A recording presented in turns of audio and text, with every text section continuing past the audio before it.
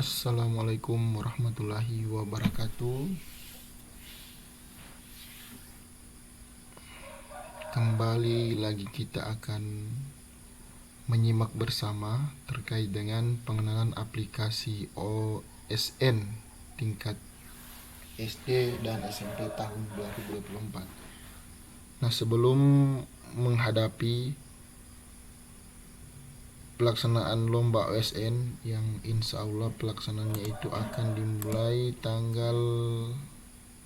uji cobanya tanggal 20, kemudian SMP 22, kemudian seleksinya dilaksanakan dari tanggal 27 sampai 28, kemudian seleksi OSNK-nya tanggal 29 sampai tanggal 30. Nah, sebelum melaksanakan lomba ini, marilah kita simak bersama pengenalan aplikasi OSNK. Ya, lanjut.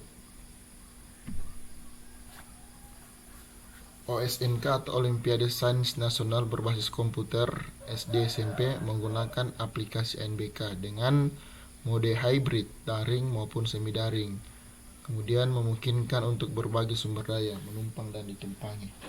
Nah, kegiatan ANBK ini bisa digunakan dua macam, menggunakan mode dalam jaringan maupun semi daring. Ya, sama seperti asesmen nasional berbasis komputer.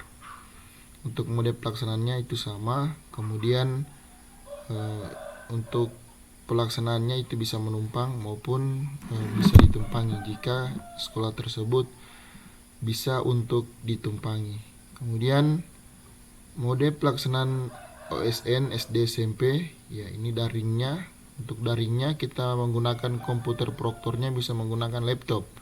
Kemudian memenuhi spesifikasi minimum. Kemudian untuk yang semi daringnya, komputer proktor tidak boleh menggunakan laptop. Ya, jadi harus menggunakan komputer ya.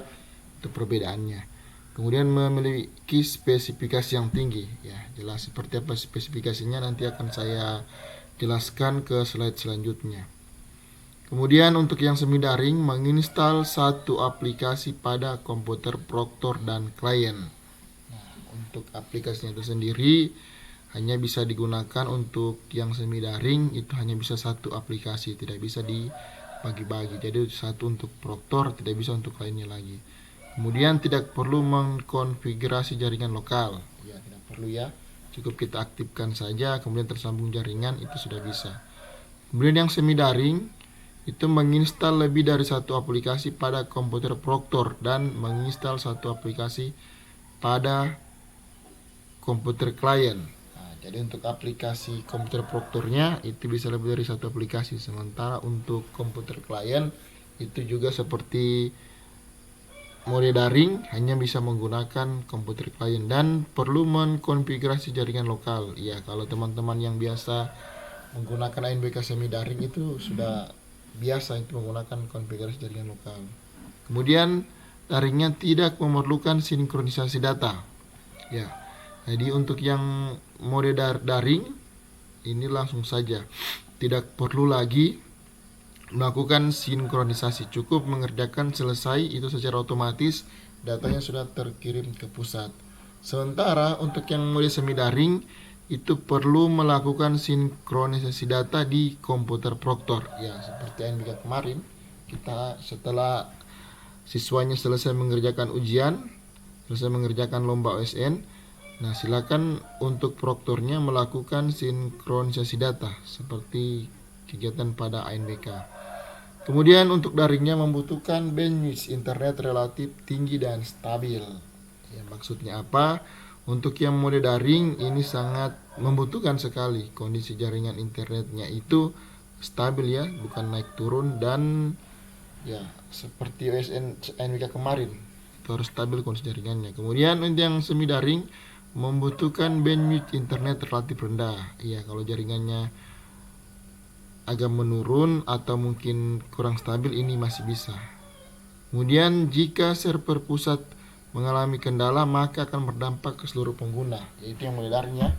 Jadi mode daring ini kalau server pusatnya itu bermasalah yang ada di kementerian, maka pesertanya juga ini akan mengalami kendala. Sementara Untuk yang semi daring, jika server pusat mengalami kendala, peserta tetap bisa melanjutkan tes. Ya, jadi itu perbedaannya untuk yang mode daring dan semi daring. Kemudian lanjut OSNK daring. Persiapan tempat pelaksanaan OSNK daring. Ya, silakan dilihat untuk hardware-nya request SDE.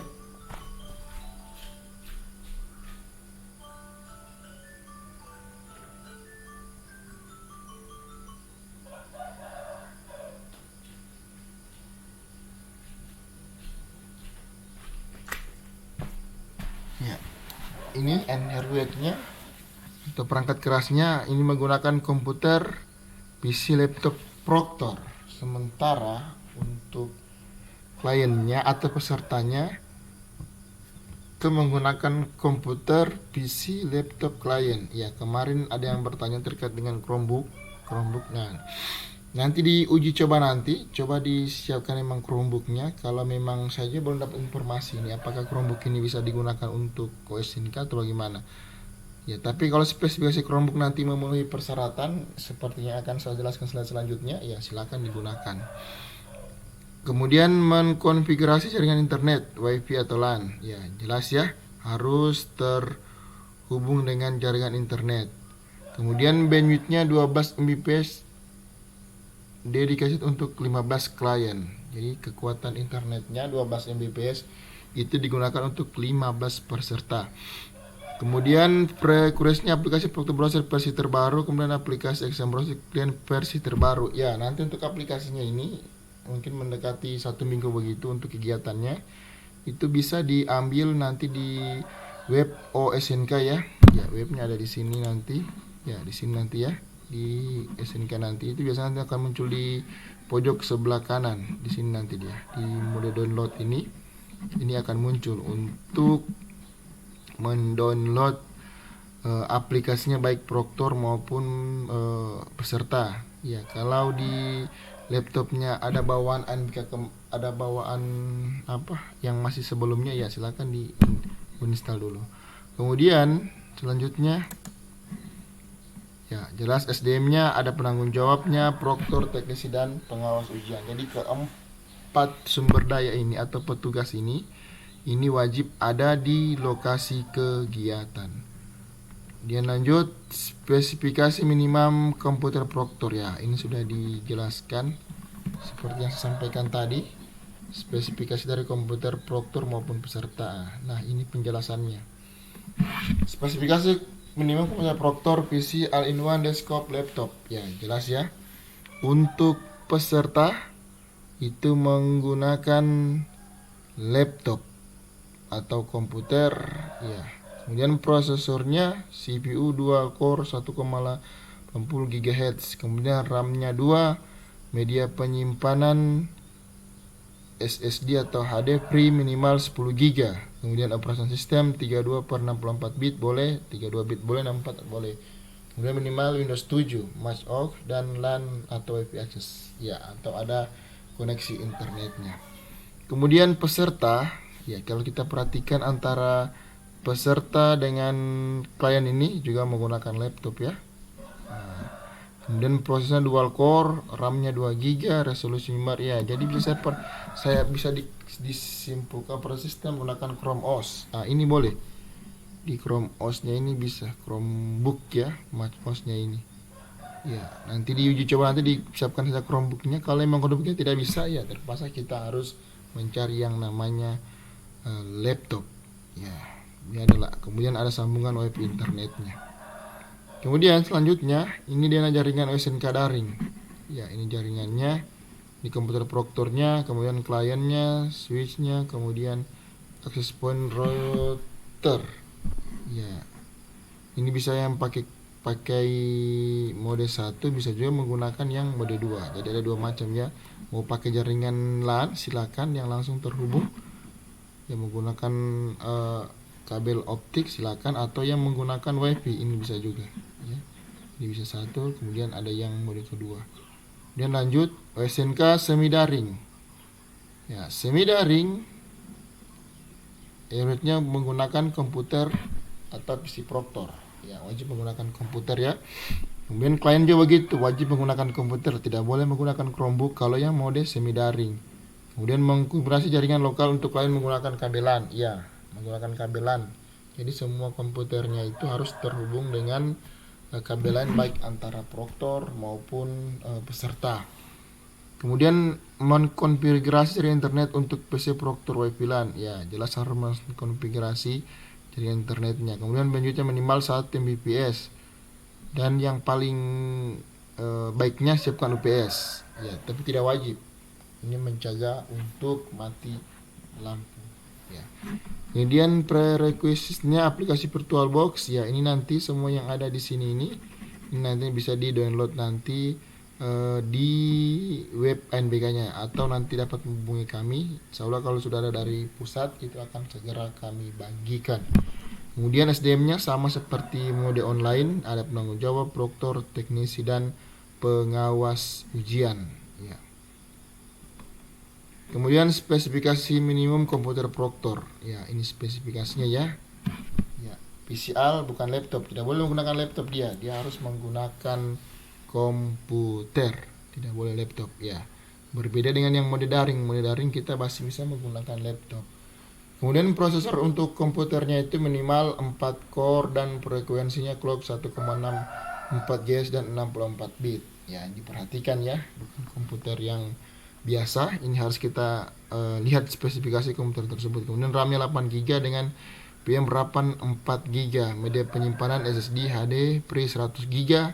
Kemudian browser Chrome versi 67 untuk exam pro admin. Kemudian operasi sistem 64, Windows 7 tidak dikombinasikan, Windows 8, Windows 10 atau Windows 11. Ya, dia harus menggunakan Windows 7 ya. Ini ada tanda bintang 3. Jika tidak berjalan optimal pada Windows 7, lakukan install atau update dengan versi OS Windows di atasnya. Ya, agak aneh juga ya, disarankan Windows 7 tapi kalau tidak bisa direkomendasikan untuk Windows 8 atau 10. Padahal di sini dikenakan tidak direkomendasikan. Tim direkomendasikan ini untuk yang Windows 7. Kemudian dan karetnya 2 unit, 1 ke jaringan internet dan 1 ke jaringan lokal. Kemudian UPS-nya jelas ya. Jumlah komputer mengikuti rasio 1/40 ditambah 1 cadangan. Kemudian spesifikasi minimum komputer kliennya ya jelas PC-nya menggunakan laptop standarnya dan atau menggunakan komputer. Nah, tidak bisa menggunakan Chromebook ya, dia harus menggunakan minimal itu laptop. Kemudian monitornya di setting memang, prosesornya juga diperhatikan, kemudian operasional layanan minimalnya diperhatikan juga, kemudian ada media penyimpanan SSD Pri 10 GB. Jumlah klien mengikuti 1:1 untuk 1 peserta, tidak bisa tambah-tambah lagi. Dengan minimal 10%. Kemudian ini dena jaringannya. Ya, dena jaringannya ini seperti ini Bapak Ibu. Ya. Ya, kalau teman-teman yang sudah mahir kemarin di ANBK mode semi, ini sudah matang dengan yang model-model seperti ini. Kemudian kita lanjut tampilan PHD OSNK. Ini yang mode semi online. Seperti ini nanti tampilannya. Ya, peserta tes semi daring atau daring ini sama-sama login nanti seperti ini modelnya. Kemudian konfirmasi data peserta, diisikan kode NIK-nya, mohon maaf saya zoom dulu ya. Kode NIK, kemudian nama peserta, jenis kelamin, mata ujian apa, kemudian nama peserta. Ya, ini tanggal lahir. Kemudian konfirmasi tes, ini bisa dimulai simulasi KM, kemudian halaman soal. Ya, seperti ini nanti modelnya Bapak Ibu. Ada waktunya, kemudian ada perpindahannya. Jika masih ragu-ragu bisa diketik, kemudian bisa berpindah ke soal sebelumnya, kemudian soal berikutnya. Ya, seperti NBK ya. Bisa perhatikan sama. Kemudian daftar soal dan tombol selesai seperti ini. Jika berwarna bercentang hijau berarti sudah selesai ya. Ya. Kalau yang belum tercentang berarti belum dikerjakan. Minimal semua soal itu sudah tercentang bahwa sudah mengisinya. Kemudian jika sudah selesai ini diketik saja ya. Ya, tapi pada intinya ini walaupun tidak diketik selesai, kalau waktunya sudah selesai maka secara otomatis ini akan tertutup sudah. Ya, tapi jika waktunya masih ada tapi soalnya sudah selesai, jika ingin diakhiri silakan diklik ya.